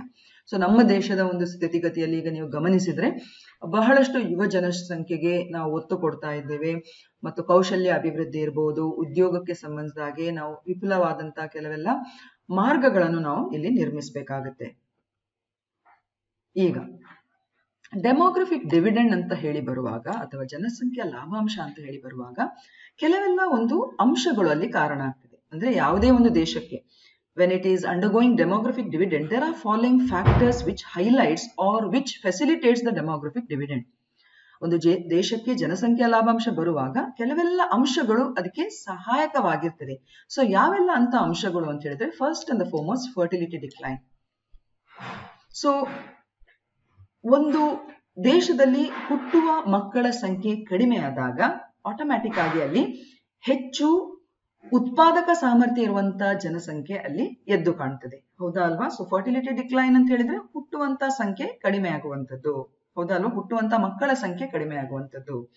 ಸೊ ಹೆಚ್ಚಾಗಿ 2.1 ಫರ್ಟಿಲಿಟಿ ಟೋಟಲ್ ಫರ್ಟಿಲಿಟಿ ರೇಟ್ಗಿಂತ ಕಡಿಮೆ ಯಾವ ದೇಶಗಳಲ್ಲಿ ಇದೆ ಅಲ್ಲಿ ಫರ್ಟಿಲಿಟಿ ಡಿಕ್ಲೈನ್ ಅಂತಲೇ ನಾವು ಹೇಳಬಹುದು. ಸೊ ಇದು ಏನಾಗುತ್ತೆ ಅಂತ ಹೇಳಿದ್ರೆ, ಯಾಕಂದ್ರೆ ಮಕ್ಕಳು ಅಂತ ಹೇಳಿದ್ರೆ 15 years ಗಿಂತ ಕಡಿಮೆ ಅಂತ ಹೇಳಿದ್ರೆ ಅವರು ಡಿಪೆಂಡೆನ್ಸಿ ಪಾಪ್ಯುಲೇಷನ್ ಅಲ್ಲಿ ಬರ್ತಾರೆ. ಅಂದ್ರೆ ಅವಲಂಬನಾ ಸಾಮರ್ಥ್ಯ ಇರುವಂತಹ ಜನಸಂಖ್ಯೆ, ದೇ ಆರ್ ಡಿಪೆಂಡೆಂಟ್. ಬಟ್ ಫರ್ಟಿಲಿಟಿಲಿ ಡಿಕ್ಲೈನ್ ಆಗುವಾಗ ಆಟೋಮ್ಯಾಟಿಕ್ ಆಗಿ ಇರುವಂತ ಅಡಲ್ಟ್ಸ್ ವರ್ಕಿಂಗ್ ಏಜ್ ಗ್ರೂಪ್ ನ ಸಂಖ್ಯೆ ಜಾಸ್ತಿ ಆಗ್ತದೆ compare to the children. So ಇದರಿಂದಾಗಿ ಏನಾಗುತ್ತೆ ಅಂತ ಹೇಳಿದ್ರೆ ಒಂದು ದೇಶದಲ್ಲಿ ಈ ರೀತಿ ಅಂದ್ರೆ ಹೆಲ್ತ್ ಕೇರ್, ಮಕ್ಕಳಿಗೆ ಹೆಲ್ತ್ ಕೇರ್ ಇರ್ಬೋದು, ಚೈಲ್ಡ್ ಕೇರ್ ಇರ್ಬೋದು, ಇಂಥದಕ್ಕೆಲ್ಲ ಹಣವನ್ನು ವಿನಿಯೋಗ ಮಾಡುವುದಕ್ಕಿಂತ ಹೆಚ್ಚಾಗಿ ಯುವ ಜನಸಂಖ್ಯೆ ಅಂದ್ರೆ ಅವರಿಗೆ ಜಾಬ್ಸ್, ಇಂಪ್ರೂವೈಸೇಷನ್ ಆಫ್ ಜಾಬ್ಸ್ ಇರ್ಬೋದು, ಇಕಾನಮಿ ಇರ್ಬೋದು, ಸೊ ಬೇರೆ ಬೇರೆ ರೀತಿಯ ಅವಕಾಶಗಳನ್ನು ವಿನಿಯೋಗಿಸಲಿಕ್ಕೆ ಈ ಮೂಲಕ ಸಾಧ್ಯ ಆಗುತ್ತೆ. ಸೊ ಇದರಿಂದಾಗಿ ಡೆಮೋಗ್ರಫಿಕ್ ಡಿವಿಡೆಂಡ್ ಅಲ್ಲಿ ಉತ್ಪಾದನೆ ಆಗ್ಲಿಕ್ಕೆ ಅಥವಾ ಅಲ್ಲಿ ಕಾಣಲಿಕ್ಕೆ ಸಾಧ್ಯ ಆಗುತ್ತೆ. ಸೊ ಇಲ್ಲಿ ಮೊದಲನೇ factor fertility decline. Fertility high ಇರುವಾಗ ನಿಮಗೆ ಡೆಮೋಗ್ರಫಿಕ್ ಡಿವಿಡೆಂಡ್ ಅಲ್ಲಿ ಬ್ಯಾಲೆನ್ಸ್ ಆಗ್ಲಿಕ್ಕೆ ಆಗುವುದಿಲ್ಲ. ಸೊ ಹಾಗಾಗಿ ಮೊದಲನೇ ಅಂಶ, ಒಂದು ದೇಶದಲ್ಲಿ ಜನಸಂಖ್ಯಾ ಲಾಭಾಂಶ ಎದ್ದು ಕಾಣಬೇಕು ಅಂತ ಹೇಳಿದ್ರೆ ಅಲ್ಲಿ ಫರ್ಟಿಲಿಟಿ ಅಂದ್ರೆ ಫಲವತ್ತತೆಯ ದರ ಕೊಂಚ ಮಟ್ಟಿಗೆ ಅದು ಕಡಿಮೆ ಆಗ್ತದೆ ಅಥವಾ ಫಲವತ್ತತೆ ದರದಲ್ಲಿ ಕುಸಿತವನ್ನು ನಾವು ಕಾಣ್ತೇವೆ. ಈಗ ಭಾರತದಲ್ಲೂ ಕೂಡ ಅಷ್ಟೇ ಫಲವತ್ತತೆ ದರ ಕುಸಿತವನ್ನು ಕಾಣ್ತೇವೆ. ಹಿಂದಿನ ವರ್ಷಗಳಿಗೆ ಅಥವಾ ಸೆನ್ಸಸ್ ಗಳಿಗೆಲ್ಲ ಹೋಲಿಸಿದ್ರೆ ಅಂದ್ರೆ 2001, 1991 ಸೆನ್ಸಸ್ಗೆಲ್ಲ ಹೋಲಿಸಿದ್ರೆ ಫಲವತ್ತತೆಯ ದರದಲ್ಲಿ ಕುಸಿತ ಕಂಡಿವೆ. It is 2.1. ನಮ್ಮ ಟೋಟಲ್ ಫರ್ಟಿಲಿಟಿ ರೇಟ್ ಈಗ 2.1. ಸೊ ಹಾಗಾಗಿ ಇದು ಕೂಡ ಒಂದು ಜನಸಂಖ್ಯಾ ಲಾಭಾಂಶಕ್ಕೆ ಕಾರಣ ಆಗಿದೆ. ಇನ್ನೊಂದು very important, decrease in dependency ratio. ನೋಡಿ, ಪಾಪ್ಯುಲೇಷನ್ ಅಲ್ಲಿ ಎರಡು ವಿಧವನ್ನು ಕಾಣಬಹುದು. ಒಂದು ಅವಲಂಬನಾ ಜನಸಂಖ್ಯೆ ಅಥವಾ ಡಿಪೆಂಡೆನ್ಸಿ ರೇಷಿಯೋ ಅಥವಾ ಡಿಪೆಂಡೆನ್ಸಿ ಪಾಪ್ಯುಲೇಷನ್, ಇನ್ನೊಂದು ಪ್ರೊಡಕ್ಟಿವ್ ಪಾಪ್ಯುಲೇಷನ್ ಅಂದ್ರೆ ಉತ್ಪಾದಕ ಸಾಮರ್ಥ್ಯ ಇರುವಂತಹ ಒಂದು ಜನಸಂಖ್ಯೆ. ಓಕೆ, ಸೊ ಯಾವಾಗ ಈ ಒಂದು ಡಿಪೆಂಡೆನ್ಸಿ ರೇಷಿಯೋ ಅಂದ್ರೆ ಮಕ್ಕಳು ಮತ್ತು ವೃದ್ಧರ ಸಂಖ್ಯೆ ಕಡಿಮೆ ಇದೆ ಅಥವಾ ನಾನ್ ವರ್ಕಿಂಗ್ ಪಾಪ್ಯುಲೇಷನ್ ಕಡಿಮೆ ಆಗ್ತದೆ, ಆಗ ಆಟೋಮೆಟಿಕ್ ಆಗಿ ಇನ್ಕ್ರೀಸ್ ಇನ್ ಪ್ರೊಡಕ್ಟಿವ್ ಪಾಪ್ಯುಲೇಷನ್ ಅಲ್ಲಿ ಎದ್ದು ಕಾಣ್ತದೆ. Is it clear? So decrease in dependency population on ratio also is one of the factor for demographic dividend. ಈಗ ನಮ್ಮ ಭಾರತದಲ್ಲಿ ನೋಡಿದ್ರೆ ನೀವು ಡಿಪೆಂಡೆನ್ಸಿ ರೇಷಿಯೋವನ್ನು ನೀವು ನೋಡಿದ್ರೆ ಅಂದ್ರೆ ವೃದ್ಧರ ಸಂಖ್ಯೆ ಸರಿಸುಮಾರು 8% ಅನ್ನಷ್ಟೇ ನಾವು ಕಾಣಬಹುದು. ಸೊ ಇದು ಕೂಡ ಈ ಡೆಮೋಗ್ರಫಿಕ್ ಡಿವಿಡೆಂಡ್ ಅನ್ನು ಹೈಲೈಟ್ ಮಾಡ್ತದೆ.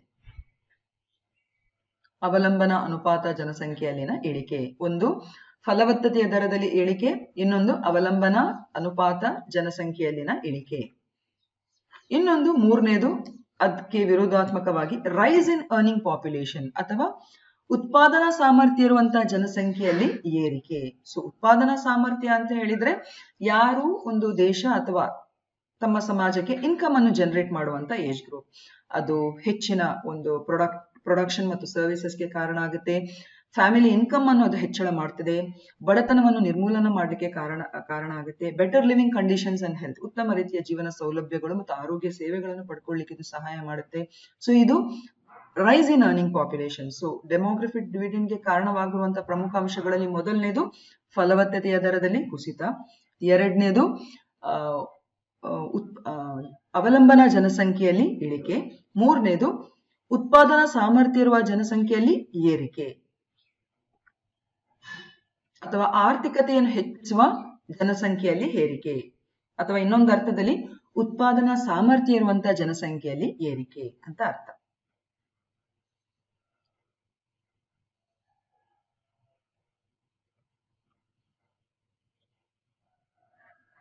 ಹಾಗೆಯೇ ಇನ್ನೊಂದು very important investment in human capital. ಆಗ್ಲೇ ಹೇಳಿದೆ, ಈ ಮೂರು ಅಂಶಗಳ ಜೊತೆಯಲ್ಲಿ ಜನಸಂಖ್ಯಾ ಲಾಭಾಂಶ ಇದೆ ಅಂತ ಹೇಳಿಬಿಟ್ಟು ಅದನ್ನು ಸುಮ್ಮನೆ ಬಿಟ್ರೆ ಅದು ಯಾವುದಕ್ಕೂ ಪ್ರಯೋಜನ ಬರುವುದಿಲ್ಲ. ಸೊ ಡೆಮೋಗ್ರಫಿಕ್ ಡಿವಿಡೆಂಡ್ ಒಂದು ದೇಶ ಸರಿಯಾದ ರೀತಿಯಲ್ಲಿ ಅದನ್ನು ಬಳಸ್ಕೊಳ್ಬೇಕು ಅಂತ ಹೇಳಿದ್ರೆ ಈ ಜನಸಂಖ್ಯಾ ಸಂಪನ್ಮೂಲವನ್ನು ನಾವು ಸರಿಯಾದ ರೀತಿಯಲ್ಲಿ ಹೂಡಿಕೆ ಮಾಡಬೇಕು, ಅಂದ್ರೆ ಇನ್ವೆಸ್ಟ್ ಮಾಡಬೇಕು. ಯಾವ ರೀತಿಯಾಗಿ ಇನ್ವೆಸ್ಟ್ ಮಾಡಬೇಕು? ಈಗ ಕೈಯಲ್ಲಿ ದುಡ್ಡು ಇದ್ರೆ, ಕೈಯಲ್ಲಿ ಬರೀ ದುಡ್ಡಿನ ರೂಪದಲ್ಲಿ ಇದ್ರೆ ಅದು ಏನು ನಮಗೆ ಪ್ರಯೋಜನ ಆಗೋದಿಲ್ಲ. ಬಟ್ ಅದನ್ನು ಸರಿಯಾದ ರೀತಿಯಲ್ಲಿ ಹೂಡಿಕೆ ಮಾಡಿದ್ರೆ ಮುಂದಿನ ದಿನಗಳಲ್ಲಿ ಅದು ನಮಗೆ ಬೇರೆ ಬೇರೆ ರೀತಿಯಲ್ಲಿ ಸಹಾಯ ಬರ್ತದೆ. ಹಾಗೇನೆ ಈಗ ಒಂದು ದೇಶಕ್ಕೆ ಕಂಡು ಬರುವಂತ ಈ ಜನಸಂಖ್ಯಾ ಲಾಭಾಂಶದಲ್ಲಿ ದೇಶ ಹೂಡಿಕೆ ಮಾಡಬೇಕು. ಯಾವ ರೀತಿಯ ಹೂಡಿಕೆ? ಅವರ ಶಿಕ್ಷಣದ ಮೇಲೆ, ಅವರ ಕೌಶಲ್ಯ ಅಭಿವೃದ್ಧಿಯ ಮೇಲೆ, ಅವರ ಹೆಲ್ತ್ ಕೇರ್ನ ಮೇಲೆ, ಇನ್ಫ್ರಾಸ್ಟ್ರಕ್ಚರ್ನ ಮೇಲೆ. ಸೊ ಈ ರೀತಿಯ ಒಂದು ಇನ್ವೆಸ್ಟ್ ಅನ್ನು ಮಾಡಿದ್ರೆ ಏನಾಗ್ತದೆ? ಅದಲ್ಲದೆ ಒಳ್ಳೆ ರೀತಿಯ ಸ್ಕಿಲ್ ಟ್ರೈನಿಂಗ್ ಪ್ರೋಗ್ರಾಮ್ ಬೇಸಿಕ್ ಆಗಿ ಅವರಿಗೆ ಉದ್ಯೋಗ ಅವಕಾಶಗಳನ್ನು ನಿರ್ಮಾಣ ಮಾಡಬೇಕಾಗುತ್ತೆ. ಸೊ ಆವಾಗ ಏನಾಗುತ್ತೆ ಅಂತ ಹೇಳಿದ್ರೆ ಇರುವಂತ ಯುವ ಜನಸಂಖ್ಯೆಯನ್ನು ನಾವು ಸರಿಯಾದ ರೀತಿಯಲ್ಲಿ ಸದ್ಬಳಕೆ ಮಾಡಲಿಕ್ಕೆ ಸಾಧ್ಯ ಆಗುತ್ತೆ. ಸೊ ಮಾನವ ಬಂಡವಾಳದಲ್ಲಿ ಹೂಡಿಕೆ ಮಾಡುವಂಥದ್ದು.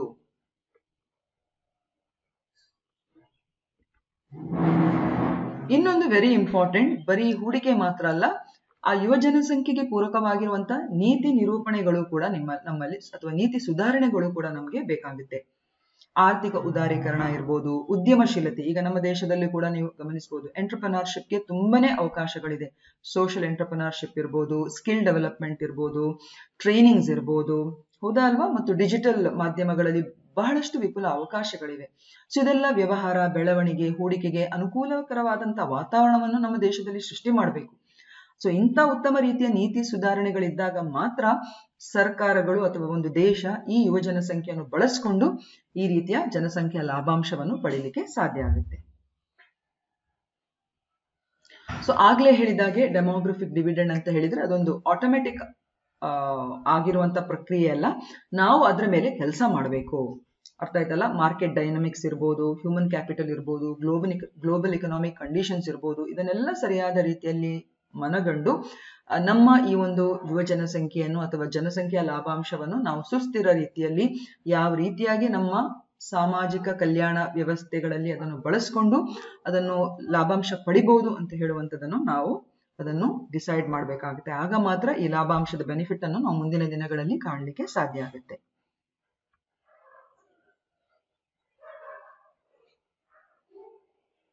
ಇದು ನೀವೆಲ್ಲರೂ ನೆನಪಲ್ಲಿ ಇಟ್ಕೊಳ್ಬೇಕು. ಯಾವುದೇ ಒಂದು ದೇಶ ಯುವ ಜನಸಂಖ್ಯೆ ತಮ್ಮಲ್ಲಿ ಇದೆ ಅಂತ ಹೇಳಿದ್ರೆ ಅಭಿವೃದ್ಧಿ ಹೊಂದದೆ ಅಂತ ಹೇಳುವಂಥದ್ದು ಅದು ಸುಳ್ಳು. ಆ ಯುವ ಜನಸಂಖ್ಯೆ ಅಥವಾ ಜನಸಂಖ್ಯೆಯ ಲಾಭಾಂಶವನ್ನು ನಾವು ಸರಿಯಾದ ರೀತಿಯಲ್ಲಿ ಸದ್ಬಳಕೆ ಮಾಡಿದ್ರೆ ಮಾತ್ರ ಆ ಲಾಭಾಂಶದ ಒಂದು ಬೆನಿಫಿಟ್ ಅನ್ನು ನಾವು ಪಡೀಲಿಕ್ಕೆ ಸಾಧ್ಯ. ಸೊ ಡೆಮೋಗ್ರಫಿಕ್ ಡಿವಿಡೆಂಡ್ಗೆ ರಿಲೇಟೆಡ್ ಆಗಿ ಭಾರತದ ಸನ್ನಿವೇಶವನ್ನು ನಾವಿಲ್ಲಿ ಗಮನಿಸುವ. ಒಂದು ಆಗ್ಲೇ ಹೇಳಿದಾಗೆ ನಮ್ಮ ದೇಶ, ಈಗ ಭಾರತ ದೇಶದಲ್ಲೂ ಕೂಡ ಒಂದು ಯುವ ಜನಸಂಖ್ಯೆ ಎದ್ದು ಕಾಣ್ತಾ ಇದೆ. ಸೊ ಹಾಗಾಗಿ ಇದನ್ನು ಆರ್ಥಿಕ ಬೆಳವಣಿಗೆ, ಲಾಭಾಂಶ ವೇಗವರ್ಧಿತ ಮತ್ತು ಉದ್ಯಮಶೀಲತೆ ಮತ್ತು ಬೇರೆ ಬೇರೆ ಅವಕಾಶಗಳಿಗೆ ನಾವು ಸರಿಯಾದ ರೀತಿಯಲ್ಲಿ ಅದನ್ನು ಬಳಸ್ಕೊಳ್ಬೇಕಾಗುತ್ತೆ. ಈಗ ಈ ಜನಸಂಖ್ಯೆಯ ಲಾಭಾಂಶ ಅಂತ ಹೇಳುವಂಥದ್ದು ಭಾರತದಲ್ಲಿ ಥ್ರೂಔಟ್ ಇರ್ತದ. ಹೇಳ್ತಾ ಇದ್ದೇವೆ ಭಾರತ ಸೂಪರ್ ಪವರ್ ಆಗ್ತದೆ ಹಾಗೆ ಹೀಗೆ ಅಂತ ಹೇಳ್ಬಿಟ್ಟು. ನೋ, ಅದಕ್ಕೊಂದು ವಿಂಡೋ ಪೀರಿಯಡ್ ಅಂತ ಇದೆ. ಯಾವುದೇ ದೇಶದಲ್ಲಿ ಈ ಜನಸಂಖ್ಯೆಯ ಲಾಭಾಂಶ ಬರುವಾಗ ಅದಕ್ಕೊಂದು ನಿರ್ದಿಷ್ಟ ಕಾಲಾವಧಿ ಅಥವಾ ವಿಂಡೋ ಪೀರಿಯಡ್ ಅಂತ ಇರ್ತದೆ. ಈಗ ಭಾರತದಲ್ಲಿ ನೀವು ಗಮನಿಸಿದ್ರೆ ನೋಡಿ, 2005-2006 ಇಂದ ನಮ್ಮ ಡೆಮೋಗ್ರಫಿಕ್ ಡಿವಿಡೆಂಡ್ ನ ಪ್ರಥಮ ಫೇಸ್ ಸ್ಟಾರ್ಟ್ ಆಗಿದೆ. ಓಕೆ, ಸೊ ಪ್ರಥಮ ಫೇಸ್ ಅಂದ್ರೆ ಮೊದಲನೇ ಹಂತ ಶುರು ಆಗಿರುವಂತದ್ದು. ಆ ನಂತರ ಈಗ 2020 ಇಂದ 240 ಇದು 2000 ಪೀಕ್ ಪೀರಿಯಡ್ ಅಂದ್ರೆ ಉತ್ಕೃಷ್ಟ ರೀತಿಯ ಒಂದು ಲಾಭಾಂಶವನ್ನು ಹೊಂದಿರುವಂತಹ ಒಂದು ಅವಧಿ ಇದು. ಇದನ್ನು ಇಂಡಿಯಾಗೆ ರಿಲೇಟೆಡ್ ಆಗಿ ಅಥವಾ ಜನಸಂಖ್ಯಾ ಲಾಭಾಂಶಕ್ಕೆ ಸಂಬಂಧಿಸಿದಾಗಿ ಭಾರತದಲ್ಲಿ ಇದನ್ನು ಗೋಲ್ಡನ್ ಪೀರಿಯಡ್ ಅಥವಾ ಗೋಲ್ಡನ್ ವಿಂಡೋ ಅಂತ ಹೇಳಿ ಕರೀತೇವೆ. ಇದರ ಅರ್ಥ ಈ ಸಮಯದಲ್ಲಿ ಇಲ್ಲಿ ನೀವು ನೋಡಿದ್ರೆ 64% of the population is in the working age group. ಅಂದ್ರೆ 64% ನಮ್ಮ ಜನಸಂಖ್ಯೆ ಉತ್ಪಾದಕ ಸಾಮರ್ಥ್ಯ ಇರುವಂತಹ ಜನಸಂಖ್ಯೆ. ಸೊ ಅದನ್ನು ನಾವು ಸರಿಯಾದ ರೀತಿಯಲ್ಲಿ ಬಳಸ್ಕೊಳ್ಬೇಕಾಗುತ್ತೆ. ಸೊ ಅದಕ್ಕೋಸ್ಕರ ಇದನ್ನು ಪೀಕ್ ಪೀರಿಯಡ್ ಅಂತ ಹೇಳಿ ನಾವು ಇದನ್ನು ಕನ್ಸಿಡರ್ ಮಾಡ್ತೇವೆ.